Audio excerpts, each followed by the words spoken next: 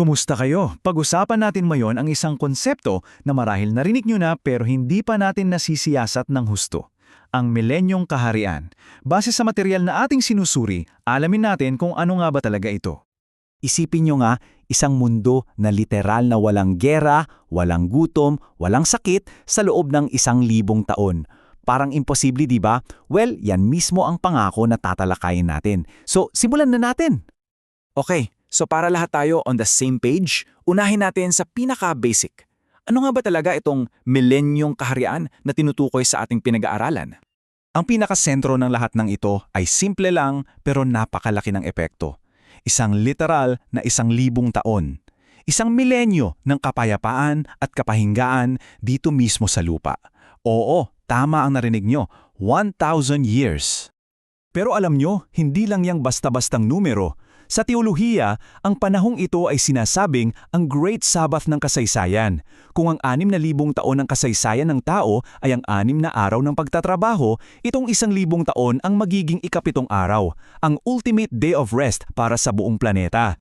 So ang tanong, paano ba magsisimula ang lahat ng ito? Well, dito na nagiging exciting, parang pelikula. Ayon sa ating source, ang mitsa ng lahat ay ang paghuli at pagkakadena kay Satanas. Yan ang event na mag-uumpisa sa 1,000 taon ng kapayapaan. Para mas madali nating ma-visualize, heto ang timeline. Isipin nyo na ang kasaysayan ay isang divine week. Bawat araw ay katumbas ng 1,000 taon. At ayon sa interpretasyong ito, malapit na raw tayong matapos sa ika-6 na araw. Nakakaintriga, di ba? Sige, maganda yung timeline. Pero ang mas mahalagang tanong siguro para sa atin ay, kumusta naman ang buhay doon? Anong pakiramdam mamuhay sa loob ng milenyong kaharian na yan? Silipin natin. Ang una at pinakamalaking pagbabago raw, ang total na pagkawala ng gyera. I-imagine nyo, walang military budget, walang training for war, walang awayan ng mga bansa.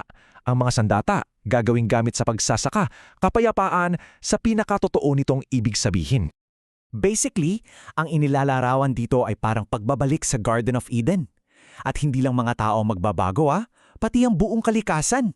Sinasabi na kahit ang mga predator at prey mamumuhay na makakasama ng payapa. Wala ng sakit at ang buhay ng tao sobrang hahaba. Siyempre kung may kaharian, may namumuno. So sa perpektong mundong ito, sino ang mga leader? At hindi ito yung mga politikong nakikita natin sa balita Ayon sa ating source, ang mamumuno ay yung mga nanindigan sa kanilang pananampalataya. Sila raw yung mga bubuhayin muli para pamunuan ng bagong mundong ito kasama ni Kristo. At kung makala nyo yun na ang happy ending, well, teka muna, mayroon pa palang isang huling malaking pagsubok. Parang sa mga pelikula, laging may one last twist, di ba? At heto na nga ang twist. Pagkatapos ng 1,000 taon ng kapayapaan, si Satanas ay pakakawalan muli. Bakit? Ang sabi, para subukin ang henerasyon na lumaki sa paraiso, mga taong hindi kailanman nakaranas ng kasamaan o tukso. So anong gagawin niya? Ayon sa source, ang ultimate move niya ay gumawa ng counterfeit, isang peking Sabbath, isang araw na para sa pagsamba sa kanya para ilihis ang mga tao palayo sa Diyos. Ito na raw ang kanyang huling desperadong galaw. At eto yung part na, wow, nakakagulat. Dahil ayon sa teksto, sa kabila ng 1,000 taon ng perpektong buhay, napakarami pa rin daw ang malilinlang at susunod sa kanya. Ganong karami na parang buhangin daw sa dalampasigan. At dito talaga tayo mapapaisip ng malalim, di ba? Kung lumaki ka sa isang perpektong mundo, kung saan wala kang ibang nakita kundi kabutihan at kapayapaan, bakit mo papipiliin ang magrebelde? Malaking tanong yan tungkol sa free will. So itong huling pag-aalsang ito, yan na ang magiging hudyat para sa pinaka-grand finale ng buong kwento ng sangkatauhan. Hindi na ito mahabang labanan. Ang paghuhukom ay inilarawan bilang mabilis at tiyak. At pagkatapos nito, ang kasamaan, pati na ang kamatayan mismo ay tuluyan ng aalisin sa eksena for good. So lumalabas na yung milenyong kaharian, hindi pa pala yun ang final destination. Para lang siyang isang napakagandang tulay. Isang transisyon patungo sa isang bagay na permanente, walang hanggan at ganap na perpekto.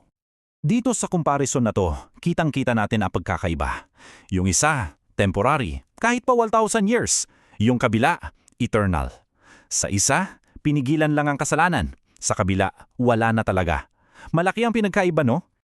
So ayan, sinilip natin ang isang napaka-detalyadong prophetikong timeline ayon sa ating source. At matapos nating marinig ang lahat ng ito, ang tanong na naiiwan sa atin ay, ano kaya ang ibig sabihin ng lahat ng ito para sa atin, ngayon, sa ating panahon? Isang bagay na sulit pagnilayan.